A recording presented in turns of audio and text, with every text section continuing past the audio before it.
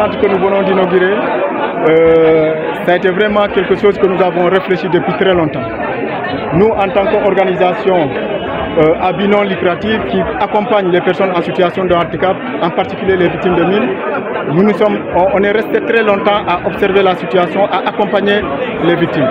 Mais à un moment donné, on s'est rendu compte qu'il fallait mettre quelque chose qui est conforme au rythme de la modernité. C'est-à-dire que permettre aux gens aujourd'hui de pouvoir bénéficier des appareils de dernière génération. Et ce que nous avons constaté ici, c'est pas parce qu'il n'y avait pas de services de tutelle, ou ce que nous avons fait, ce n'est pas pour substituer déjà les services de compétences qui existent. Mais nous avons pensé qu'il faut mettre en place cette initiative qui est conforme, par exemple, avec la nouvelle technologie de fabrication de jambes artificielles, pour essayer d'entrer en complémentarité avec les services qui sont déjà disponibles.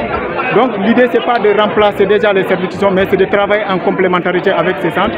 Et c'est la raison pour laquelle nous avons jugé nécessaire d'aller vers nos partenaires qui nous accompagnent pour discuter avec eux, discuter avec les partenaires, les expliquer effectivement de la possibilité de mettre en place quelque chose d'innovant pour faciliter non seulement l'accessibilité des prothèses.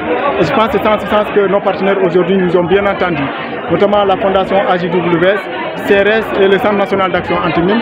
Tous les partenaires en tout cas qui nous ont couru et qui ont entendu notre appel et qui ont accepté de nous accompagner dans la mise en place de ce centre.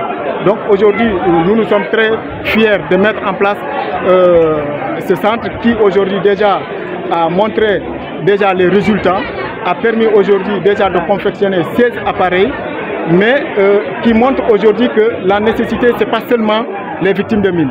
Aujourd'hui, vous venez dans ceux qui ont bénéficié de ces prothèses, il y a eu des victimes, ceux qui ont été victimes des événements politiques tout récemment.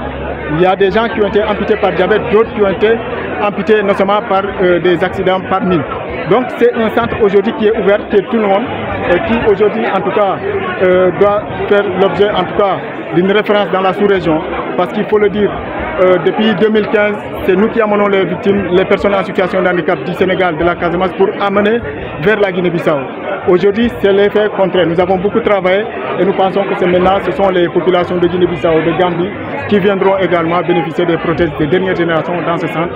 Et tout ça, c'est dû à l'aide des autorités de ce pays et dû vraiment à l'appui de tous les partenaires qui nous ont accompagnés, comme je l'ai dit, pour en arriver à ce niveau. L'USAID, c'est un partenaire qui est venu joindre parmi tous les autres partenaires. Donc, c'est un partenaire qui ne pouvait pas intervenir dans la construction, mais qui était favorable pour les équipements. Pendant ce temps, d'autres partenaires étaient positionnés également pour les équipements, mais il fallait harmoniser tout cela. Et comme l'USAID était déjà prêt à s'engager directement pour l'achat de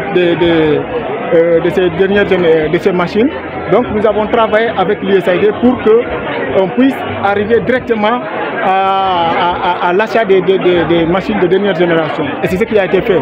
Donc nous sommes passés par Swiss Ability, une organisation suisse qui connaît effectivement les machines, qui connaît en tout cas tout ce qui est lié à la fabrication et qui a facilité avec CRS pour qu'on puisse arriver à l'achat de ces dernières machines. C'est un projet conjoint, comme je l'ai dit, parce que ça ne date pas uniquement de la réalisation du centre. Nous avons commencé d'abord par la prise en charge des victimes en Guinée-Bissau. Nous avons commencé la construction, nous avons commencé les équipements, les transports.